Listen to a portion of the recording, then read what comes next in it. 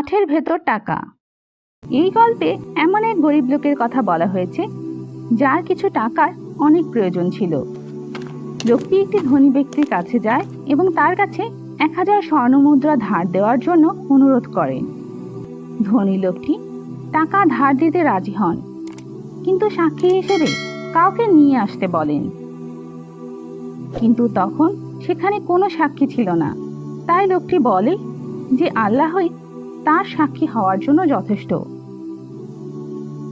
ধনী লোকটি তাকে একদমই চিনতেন না এবং তিনি সত্যবাদী কিনা তাও জানতেন না।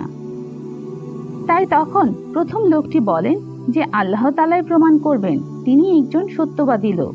এই কথা শুনে লোকটি তাকে কিছুদিনের জন্য 1000 স্বর্ণমুদ্রা দিতে রাজি হন এবং প্রথম লোকটি নির্দিষ্ট সময়ের মধ্যেই তার সমস্ত স্বর্ণমুদ্রা ফেরত দেওয়ার ওয়াদা করেন।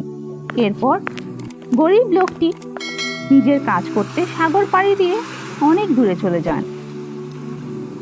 এভাবে কিছুদিন চলে যায়। গরিব লোকটি তার কাজ শেষ করেন এবং বেশ কিছু অর্থ উপার্জন করেন। তখন ধনী লোকটির থেকে নেয়া ঋণ পরিশোধ করার কথা ভাবেন। তাই প্রথম লোকটি সমুদ্র পার হয়ে সেই ধনী লোকটির কাছে যাওয়ার জন্য একটি নৌকা খুঁজতে থাকেন। কিন্তু সেখানে অনেক সময় অপেক্ষা করার পরও তিনি সেখানে কোনো জাহাজ পান না এবং সমুদ্রের অপর পাশে যাওয়ার জন্য এবং ধার করা অর্থ ফেরত দেওয়ার কোনো উপায় পাচ্ছিলেন না। তিনি খুব চিন্তিত হয়ে পড়েন, কারণ তিনি ধনী লোকটিকে কথা দিয়েছিলেন যে তিনি সেই দিনই তার অর্থ ফেরত দেবেন। তিনি কোনোভাবে তার ওয়াদা ভঙ্গ করতে চাননি। তিনি কি করবেন বুঝতে পারছিলেন না।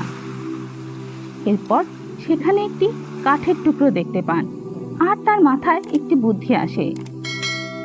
তিনি কাঠের ভেতর একটি গর্ত করে স্বর্ণমুদ্রাগুলো রাখেন এবং ধনী ব্যক্তির উদ্দেশ্যে একটি চিঠি লেখেন। তিনি খুব ভালোভাবে কাঠের গর্ত বন্ধ করে দেন এবং এরপর তিনি আল্লাহ তাআলার উদ্দেশ্যে বলতে থাকেন যে তিনি ধনী ব্যক্তির টাকা সময় মতো শোধ দেওয়ার চেষ্টা করছেন, কিন্তু তা পারছেন না। তাই তিনি এই টাকা ফেরত দেওয়ার দায়িত্ব আল্লাহর উপর ছেড়ে দেন। এরপর লোকটি তার টাকা ও চিঠি সহ কাঠটি সমুদ্রে ভাসিয়ে দেয়। ধীরে ধীরে ঢেউ সেই কাঠটি অনেক দূরে নিয়ে যায়, তার থেকে অনেক অনেক দূরে। এরপরও লোকটি নৌকা বা জাহাজের খোঁজ করতে থাকেন যেটি দিয়ে তিনি সমুদ্রের অপর পাশে যেতে পারবেন, কিন্তু তিনি কিছুই খুঁজে পান না। তাই তিনি আল্লাহ তাআলা তার প্রার্থনা শুনেছেন কিনা তা ভাবতে থাকেন। যেদিন গরিব লোকটির স্বর্ণমুদ্রা ফেরত দেওয়ার কথা ছিল, ধনী লোকটি সমুদ্রের পাড়ে গিয়ে তিনি ফিরেছেন কিনা দেখতে থাকেন, কিন্তু তিনি সেখানে কাউকে দেখতে পান না। তাই তিনি খুবই দুঃখিত ও চিন্তিত হয়ে পড়েন। তিনি ভাবেন যে লোকটি সত্যিই মিথ্যাবাদী এবং তিনি তার স্বর্ণমুদ্রা ফেরত দিবেন না। হঠাৎ তিনি দেখতে পান যে একটি বড় কাঠের টুকরো তার দিকে ভেসে আসছে। ধনী লোকটি সেই কাঠের টুকরোটি তার বাড়িতে নিয়ে যান। বাড়িতে গিয়ে তিনি কাঠের টুকরোটি কাটতে শুরু করেন। তখন হঠাৎ তিনি কাঠের ভেতরে তার টাকা এবং প্রথম ব্যক্তির দেয়া চিঠিটি খুঁজে পান। ধনী ব্যক্তি অবাক হয়ে যান এবং অনেক অনেক খুশি হন এবং আল্লাহ তাআলার অলৌকিক ক্ষমতা বুঝতে পারেন যে আল্লাহই সবকিছু নিয়ন্ত্রণ করেন, যে আল্লাহ সর্বোত্তম পরিকল্পনাকারী।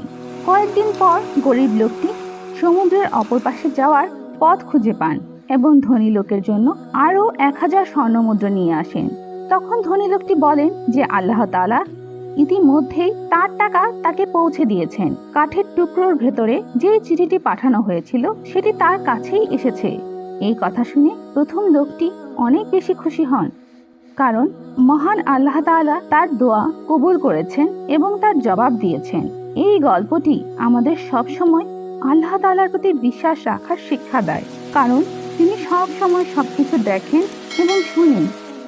আল্লাহ তাআলা সূরা বাকারা 214 নম্বর আয়াতে এমনটি বলেছেন যে আমরা যদি আল্লাহর উপর বিশ্বাস ও আস্থা রাখি তবে তার সাহায্য সব সময় আমাদের সাথে থাকবে।